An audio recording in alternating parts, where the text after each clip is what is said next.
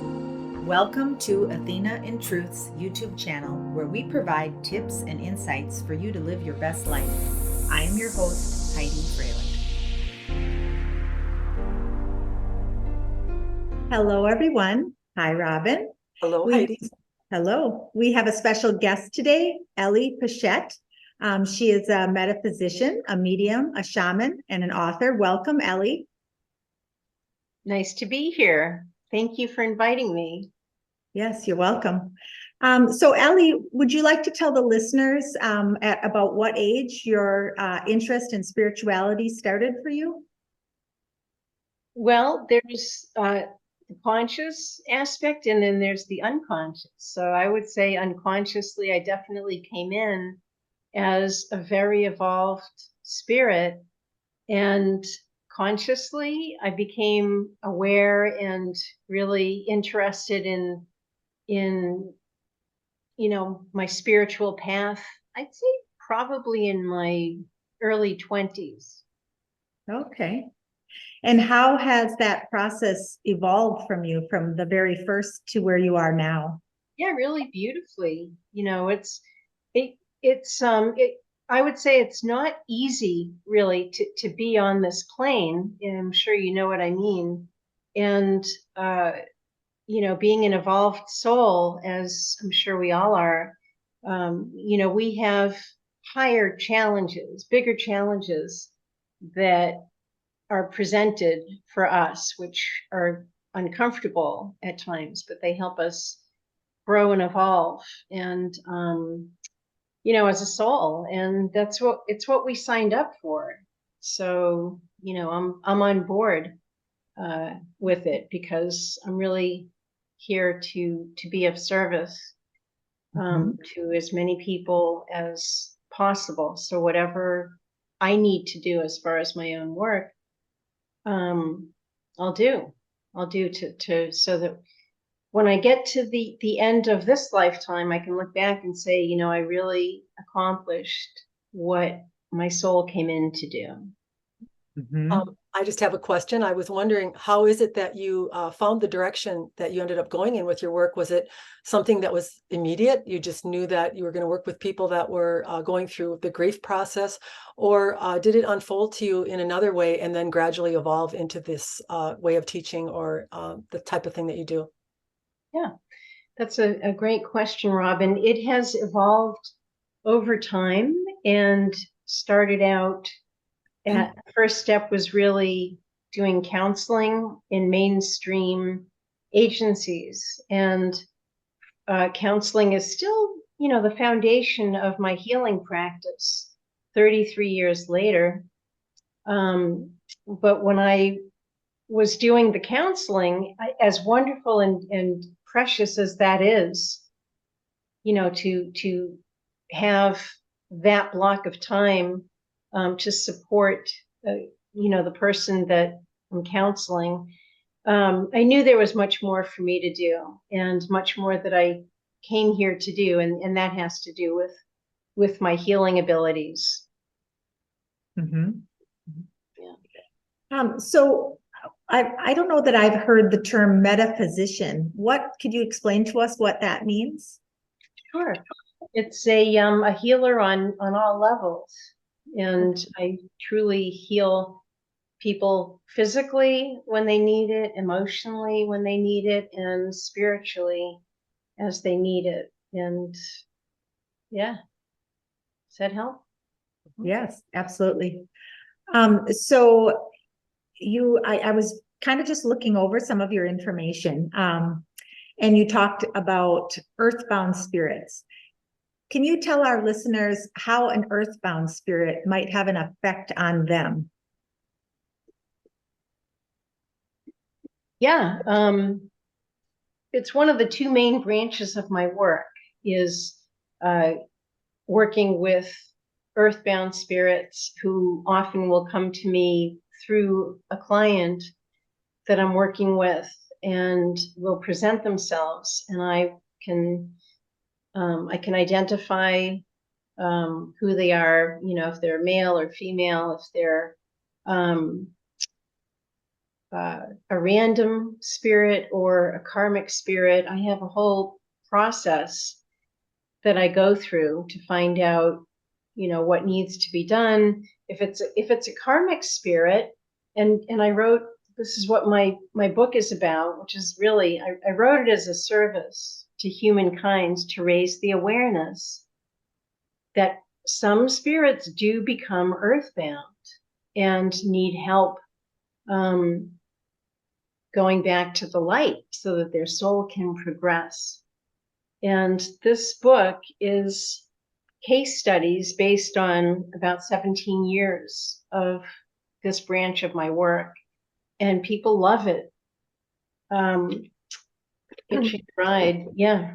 So if it's a karmic spirit, then it's a spirit who has a grievance with the person that they've attached to, and I take them through a process, both finding out from the spirit what he or she is upset about, and it's usually, well, it's always a past life issue.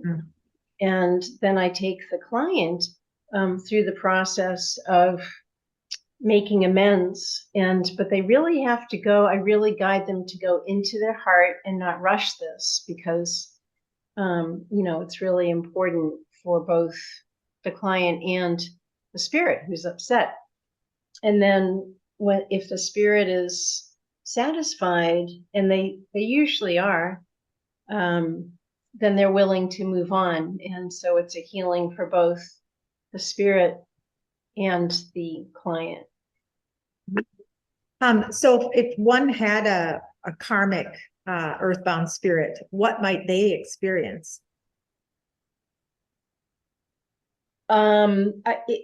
It can really range, it depending on the situation, how upset the karmic spirit is. Say the client cheated them out of their part of their parents' will in a past life, and they became destitute and really upset about it. They can harass the person with, and the person can't see them. They can maybe hear them sometimes, but they can harass them. I had one client who there was a karmic spirit attachment, and it actually got him to climb a tree and then caused him to fall, and he broke his back. I mean, it was very, very serious. And this was before I worked with him. But yeah, in answer to your question, they can do a lot of harm. Sure. Athena, did you have anything you'd like to talk about as far as earthbound spirits? Well, just I, as Robin, would like to ask, these earthbound spirits that you're talking about, could it also be associated with one that's living? If you had a conflict with someone in the life you're living, is it possible that the divine part of them or the higher aspect of them could harbor a grievance? Or are you only talking about someone that is passed? Yeah, well, with this branch of my work and earthbound spirits, I'm only talking about spirits who have left their physical vessel. Okay. And would you also say that different types of ailments, illnesses, or afflictions in the body, such as pain, headaches, backaches, could any of those things be influenced by a karmic past entity? Yeah, absolutely. And they can also, and they are also, physical symptoms are also caused by random spirits that are inhabiting a person's body. Recently, I have a client in Alabama, and he had some intestinal issues, in the stomach area, a lot of discomfort. And he also had a hitchhiker. That's why the name of my book is Hitching a Ride. Yeah. Because that's what they do. That's what the random spirits do. They hitch a ride with an unsuspecting person. And when I removed the spirit that was inhabiting him, and that they'll often pick a certain part of the body, could be the chest, and affect their breathing. They might feel a heaviness, could be in their head, and they could have the symptom of pressure in the head. In the case of the client that I was referring to with the stomach issues, that all resolved when I removed the spirit. So one of the questions that I have as a channeler is, I do have a group of consciousnesses that I channel under the Athena and Truth name, and I'm told that there's 10 that are accumulated. One of the funny things about being a channeler, maybe some people have heard it, but not all know it.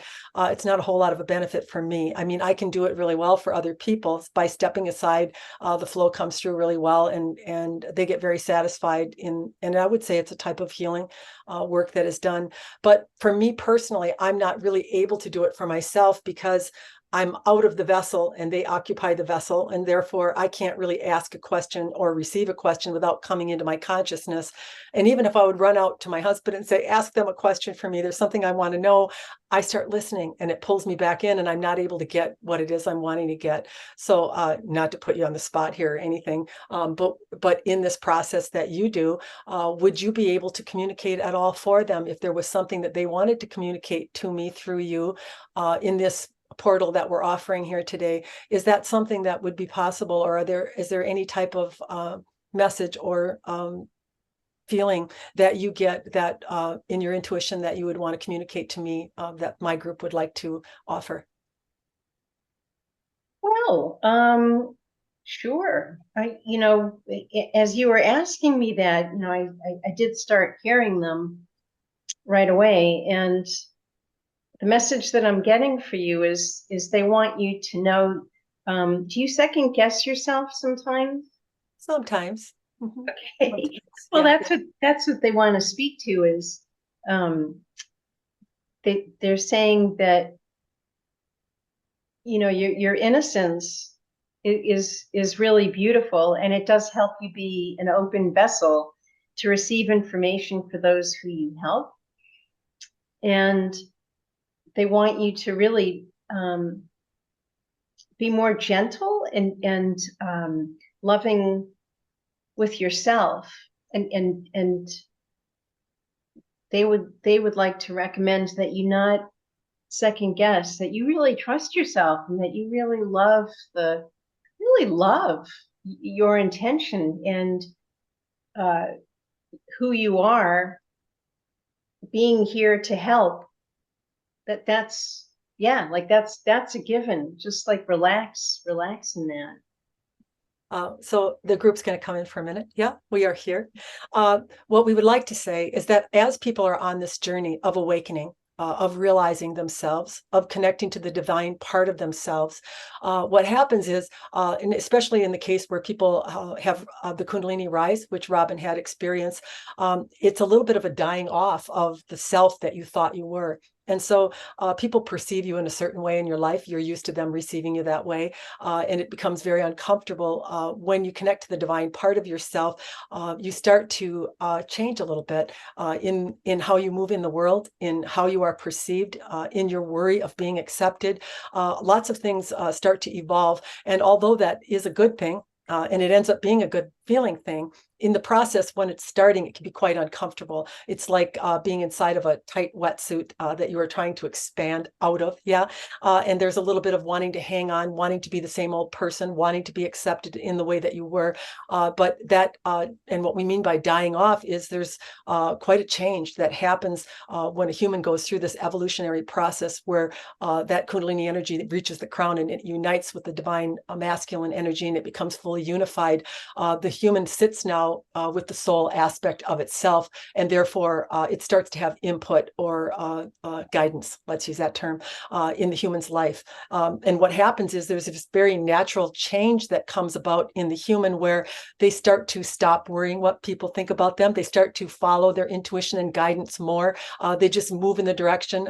We laugh sometimes. We'll tell Robin to get down on the floor and put her head on the floor and put pressure on her crown, move in a circle. Yeah, she will do it. As she's doing it, the Robin part of her is thinking, thinking, what are you doing? Why are you doing this? Yeah. So there's really two of you. But what happens when you become unified, that soul aspect of yourself eventually seeps in to all of you, and you start to follow it. You just start to trust it and go pick up breadcrumbs that actually lead you to more and more satisfaction in your life. But there is a little bit of a discomfort or an expansion time that occurs. And we would like to pose that question to you if you, in fact, remember encountering that. Yeah. So the question is for me?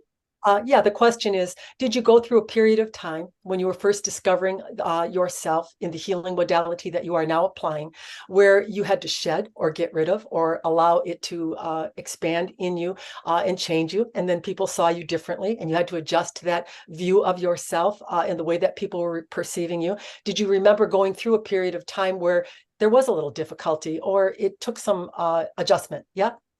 Oh, okay. That's beautiful. What a gift for you to for all of you to come through. What a nice surprise. Yes, I would say that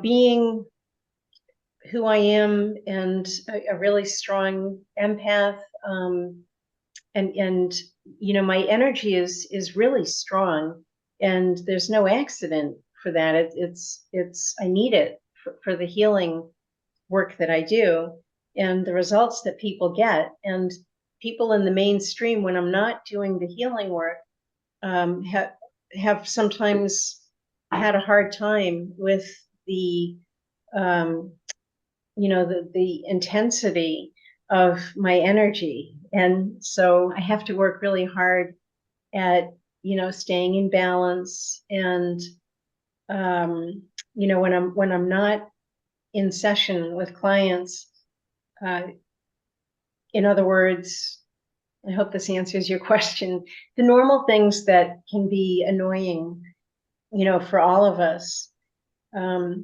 my reaction is felt much stronger than the average person because of the intensity of my energy. Does that make sense? Yes. Mm-hmm.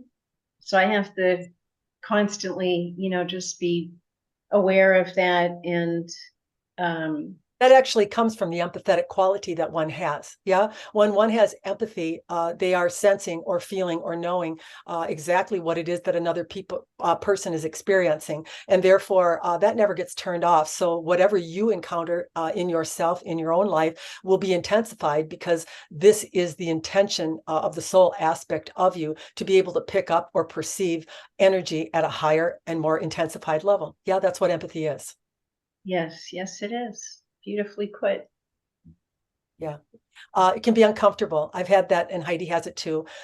Expanded empathy my entire life. I thought it was a curse when I was growing up.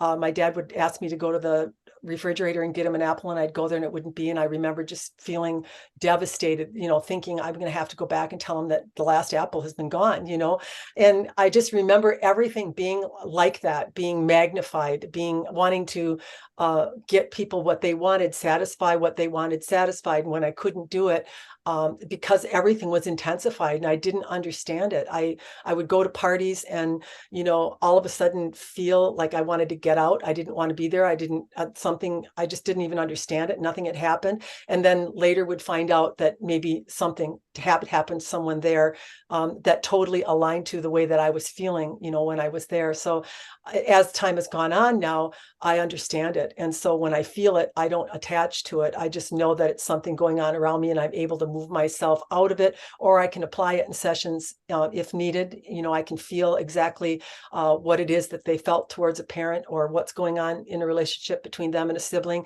And I very quickly come into a knowing of how to move or what it is that's happening. So I can see where, when developed and when understood, it's very applicable in sessions, and it's very helpful to people when you're able to use it that way. But when you might be having this quality about you and not really understanding it, which I didn't for many years, and as a child it's very difficult.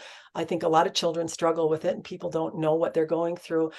So the quickest way that you can identify whether you are an empath or not is exactly what you explained. It's an uptick in feeling everything. How someone gets anger, someone feels lonely, and there's also a desire to want to fix it. That's one of the first things that happens, and we learn as practitioners that they have to fix themselves. We can guide them in the direction to do that, but initially I would say I very much, as a person, as Robin, wanted to do the work for them. I wanted to do anything to make it go away because I myself couldn't stand feeling it. So all of those things being said, once you master it and you really understand that it is a gift and it is something that you can apply in a useful way, then you can use it for what it was intended for. Yes. Yeah. And I would just add, because we discussed this before with Athena, that, a lot of times I would be feeling something. Robin and I play a lot of pickleball, and I would be feeling something. I get on a court with a certain person and I think, oh my gosh, get me off of this court. I feel such icky energy on the court. And I would often feel that it was their judgment of me. But I think, Athena, you had mentioned to me that was more me feeling a little bit about what was going on inside of them. Is that correct? Yeah. Yeah. Yeah. All right. Makes sense. Yeah. So you have a healing technique called the Pechet Healing Technique. Do you want to explain to viewers what that all is about? Sure. So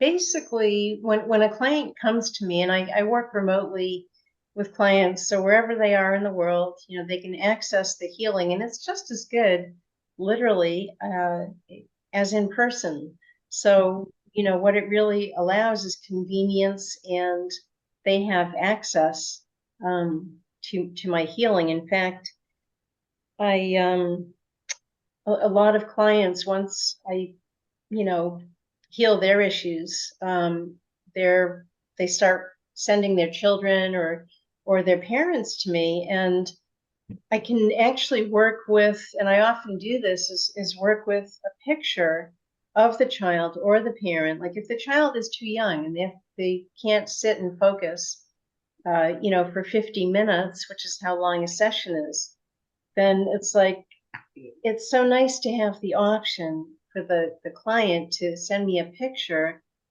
and some basic information, like what the symptoms are, if there was a trauma, etc. And then what I do is I put the picture on my iPad, and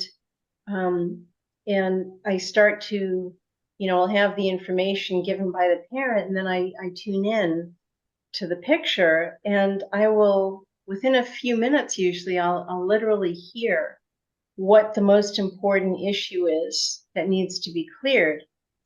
Recently, I worked with a number of children of a client, and they're adult children, and I worked with one of the children's children. So I worked with the grandson of the client, and he was traumatized after seeing his mother shoot her ex-boyfriend because he became assaultive and he was under the influence. And it had happened one too many times, and this time she was ready, and she shot him to protect herself and her son. And after I did a few healings with her, and she was situated, then I started working with her son and healed his trauma using his photo, and did another 1 or 2 sessions with him. Another issue that I healed for him was abandoned. He felt abandoned by his biological father. And by the 3rd session, he was stable. The trauma was healed. And I was able to go on to the next child of the client. So what you're saying, Ellie, just to recapture that, to make sure that we have it right, Yeah. a client would send you a picture of themselves and perhaps a problem that they're encountering. And then by focusing on that picture and that problem, you would obtain a trauma or be able to No, assist in understanding, no, or what would that? no, but I'll clarify. So the client I work with directly because they're on board. They want the healing. They've researched me and, maybe watched some video testimonials from other clients, and I'll work with them either by phone, or I like Skype because it's really easy to use. And then once we do a session, their information is there. I can just go on, click on it, and there they are. So I'll work with the client either by phone or on Skype, sometimes on Zoom. And then when they feel complete and at peace, and whatever issues they needed healed are healed, then they start to recommend, they want me to help their child or their parent. Now the child or the parent, whoever they recommend, might not be on board, might not be ready consciously to work with someone like myself. And so when that's the case, then they'll send me the picture and the description of what the issues are, and I'll work with the picture and the little bit of information that I have. So for example, if I were a client and I came to you, and this is actually a true story about me, I have a back issue kind of on the side of the right side of my back from a ligament injury in tennis, that full rotation. Came to the right place. And it just kept being pulled over and over again. And I kept playing because I love to play. And then I taped it and I wrapped it and it got worse. And then one day I felt a little retraction, because I felt that before when I pulled other muscles. So I was hoping it was just a pulled muscle. It could have been a torn ligament. I'm not sure, which has been a couple of years now. And I've never been able to go back to tennis. I tape it and play pickleball because it's not as intense. And I've done all the right things. I have my husband do the Grafton technique on it, and I heat it, I ice it, I stretch it, but it just never gets better. It never heals. And so if a client came to you like that, you would then, just by getting that information, what would come to you in the form of healing when someone presents an issue such as the one I have, for example? Yeah, well, that's a great example, and I'm actually quite good at healing backs quite quickly. I could probably heal your back in one session, two max. And so the first thing that I do is I tune in to find out if the first issue I need to heal for you is emotional or physical. I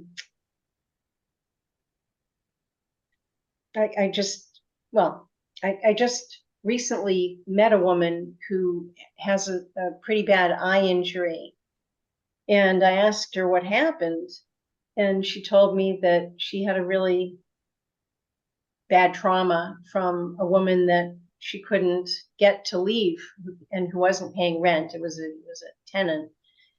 And so in her case, I already know that I can heal her eye, because she's been told it's going to be 3 months that she can't use her right eye.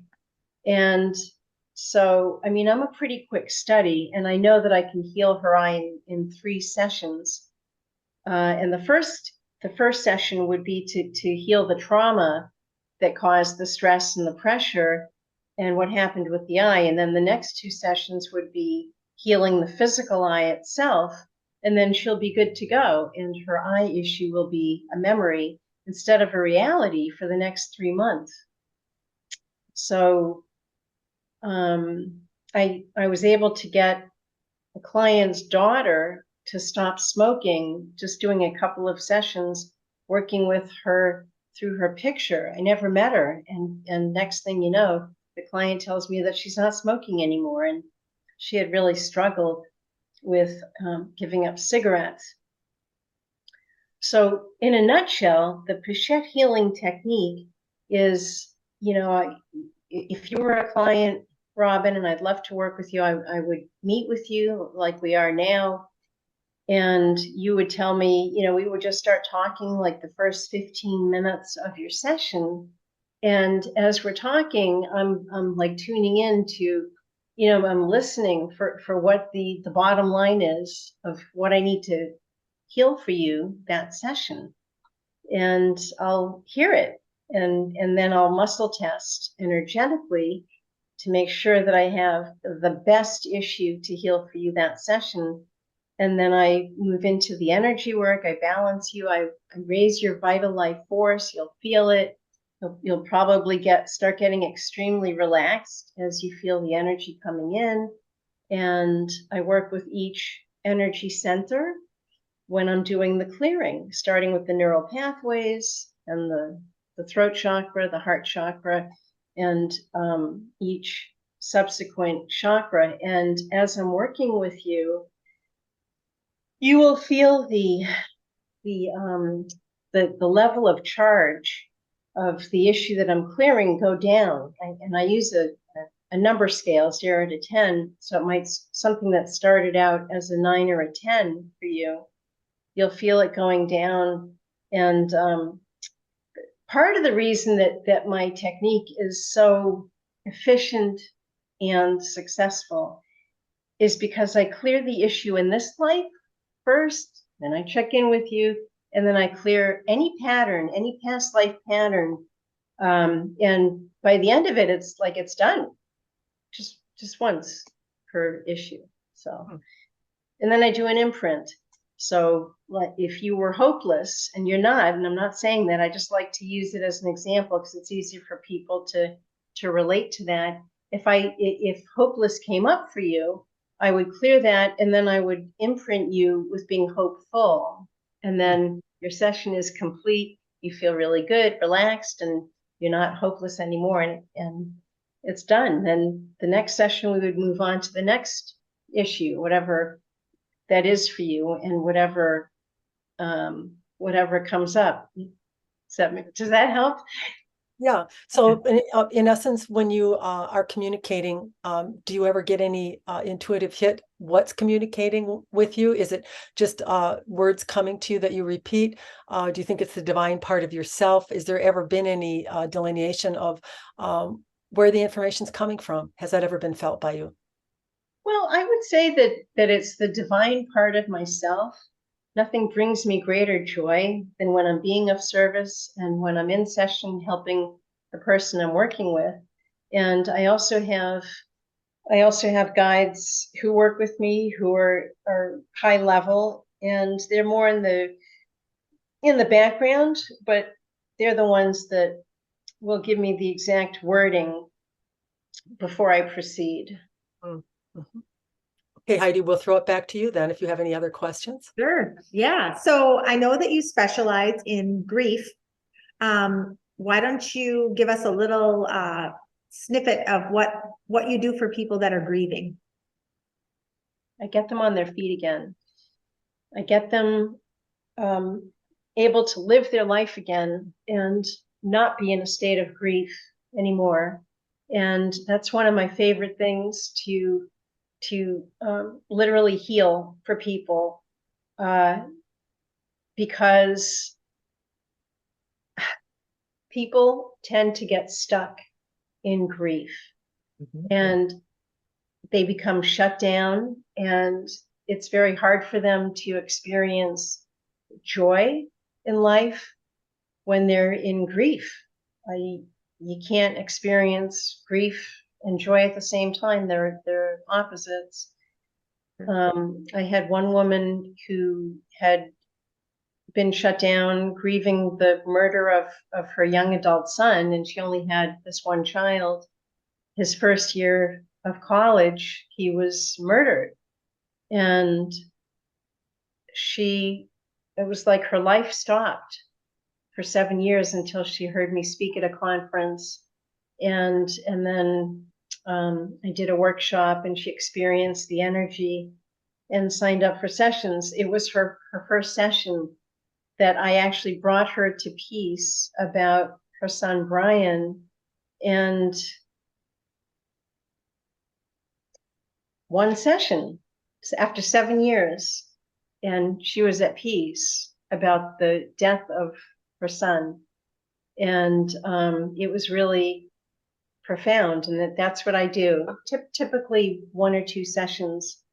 And so what I love about that is, like I said, I'm not about making a career out of, kind of just keep talking about it and keep processing the grief and over again. We're here to live our lives. And so what I love about the way that I work is that it's really, really efficient. And so instead of someone having to continue to go to grief groups, grief support groups, and talk about their pain and then remain in their pain, and that's a really big focus. Like I said, when you first asked me the question, what I love is that I can get them back on their feet, like quickly. They don't have to keep going to these support groups. They can have wonderful memories about their child or whoever they lost, and also be living their life and living their purpose. We would like to let you know how in alignment we are with the way that you are doing it. We never want a human wallowing around in something that doesn't feel good, because the universe is a replicator of what it is you are feeling. And so you will only intensify. What is grief really? It's the perception that love is gone, that you have lost something that is loved. And that perception is the biggest separator from the divine part of you that you could ever possibly create for yourself. As you imagine that there's no love, that it's gone, it's been taken from you, it's no longer, that there's a death when really there isn't a death. Life goes on, believe it or not. But that perception that the one is holding as they experience that experience is, I believe that I have lost my love, you see. And the universe responds back with the thickest, heaviest grief emotion in a sign. I am separated from you in your belief. I cannot join you in what it is that you are believing right now. That's what grief is. Yeah. And so as a human goes to these support groups and they talk about their troubles, even in their marriages or in grief, as you are speaking about, they are feeling miserable and they are wallowing around in that misery. And therefore the universe thinks, well, let's just build that, send them a little bit more of that until they recognize the direction that they are going is moving them away from me, not closer to me. And so the idea to uplift someone or to get them to focus in a way that is not on the grief, that is on living, as you had said, is the correct one. It is the direction that we go with clients and would highly recommend. Yeah. Yes, right on. Beautiful. Yeah. Love this. And I have a friend who has lost a son, and she handles it in the most beautiful way. And I just admire that in her. When I see her, such a devastating experience, and how well she has rebounded her life and the joy that she still has. I wish that for everybody, because I know, like you say, a lot of people are really stuck for a long time and it messes them up. And that's certainly not what the loved one that's passed would want for them. Right. Absolutely. So true. Yeah. That is so true. In fact, when people are grieving, it can actually cause a delay in the soul leaving for the light. And if someone is in so much pain and can't handle, that their loved one has transitioned, the loved one will often, stay around for much longer than they would normally. And so it delays their progression because they're concerned about the loved one who they are leaving behind, so to speak. And certainly there is an amount of time that is respectable or allowed, let's use that term, for one that has lost someone. And our recommendation to people that are going through that process, when they start reaching out for help, when they have been in it too long in their mind and they are wanting to move from it, it feels as though it's not a reasonable amount of time and the suffering has gone on too long. Then the next step that we direct them to is to love the human in what it is feeling, to let it know that you love it and that it's difficult to lose someone. And it's understandable that you would remove yourself a little bit bit from life for a while. And sometimes just by aligning in love to yourself in the experience that you are having is enough to start to make the shift out of it. This would be the early stages. Perhaps 6 months has passed, or maybe 3 if you are lucky. Yeah, you can attempt to move in the direction of healing yourself by simply loving yourself for the grief that you're in, not trying to change it, not condemning yourself for having it or trying to make it go away too soon, in the understanding that this is a natural human response that one goes through, but that yes, you are trying to get back into life and move on from it. But sometimes it takes a little bit more time for others, and of course, certainly beyond a year, one would start to think that perhaps it was time to get back to life. We remember the old story Robin had read somewhere, and she is recalling it for us, where a man went to a wedding.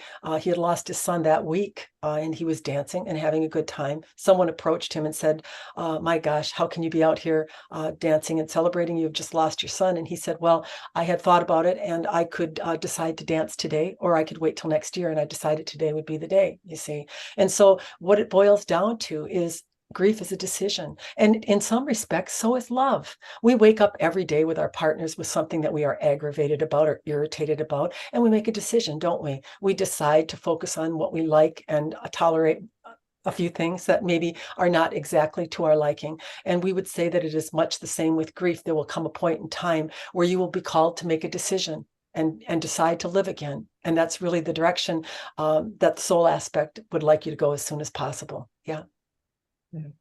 Thank you. I love that. And wouldn't it be beautiful, Robin, to and some people do this, but I would love to see, things turn in the sense of people celebrating the person that they lost, celebrating and Yes. cherishing the memories and feeling good about it, and also knowing that they truly are always connected. There's a loss in the physical, but there really isn't a loss in the connection.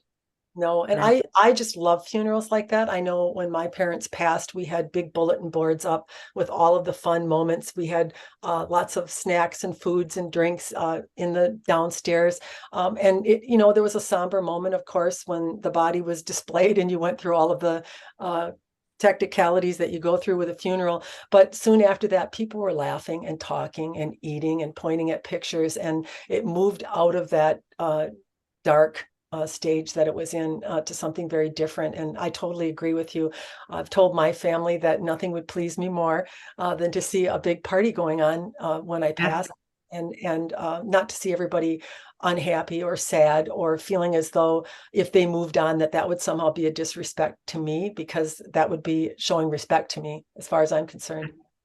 Yeah, I'm the same. I tell my kids all the time, I'm like, you know how some people want this certain casket and they want this. I said, I don't care what you put that body in, because I'm not going to be in it anymore. And I don't care what you do with me. I just want you to have a celebration and laughs and, Yes. fun times when you're ready to. So yeah, I agree. Yeah.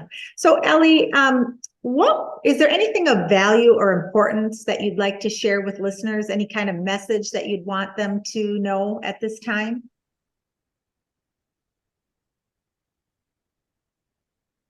Let's see.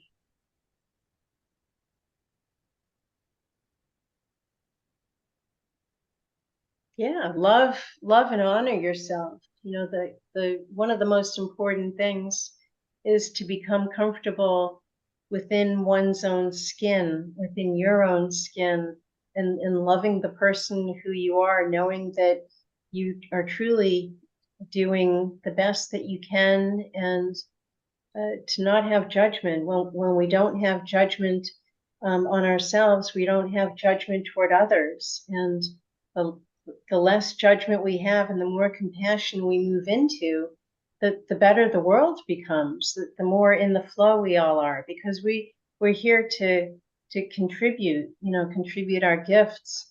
We're not here to fight with each other and disagree. It's great to have everyone has their own opinions. We're all individual, and yet we're all connected. So I think we're starting to make our way back to really wanting to listen to others and hear others, and have our opinions honored and also honor other opinions.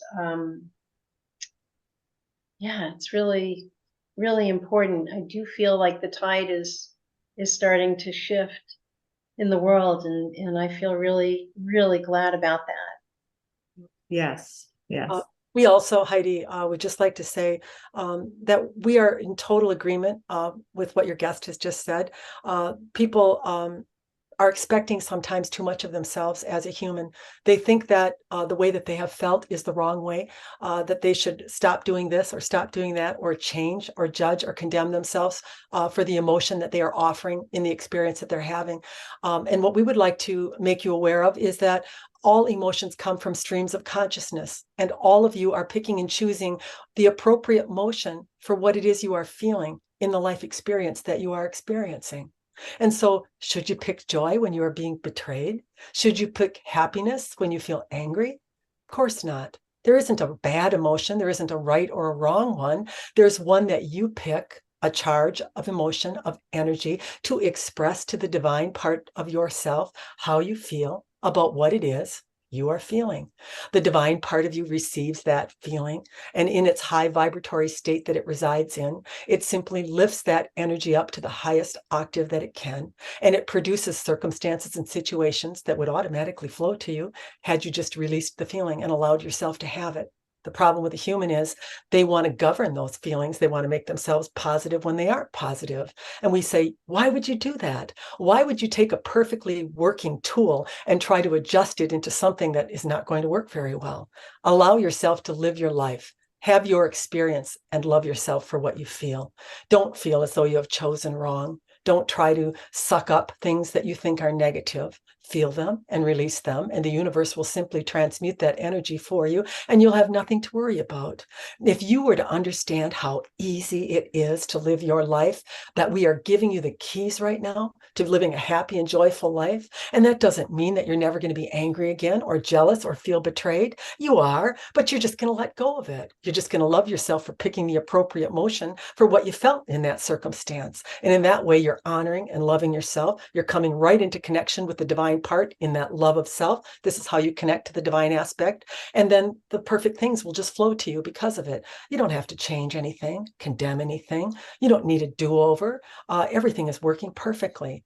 As you feel something that you would rather not feel and you release it, the universe is cultivating things you do want to feel. You're getting there.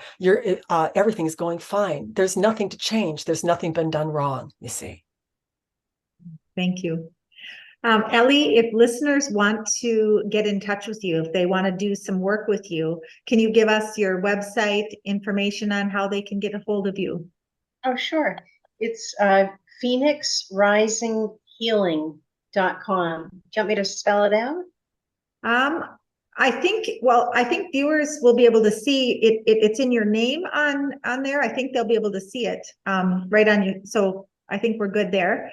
And then what services, you want to just give a list of services that you provide? Sure.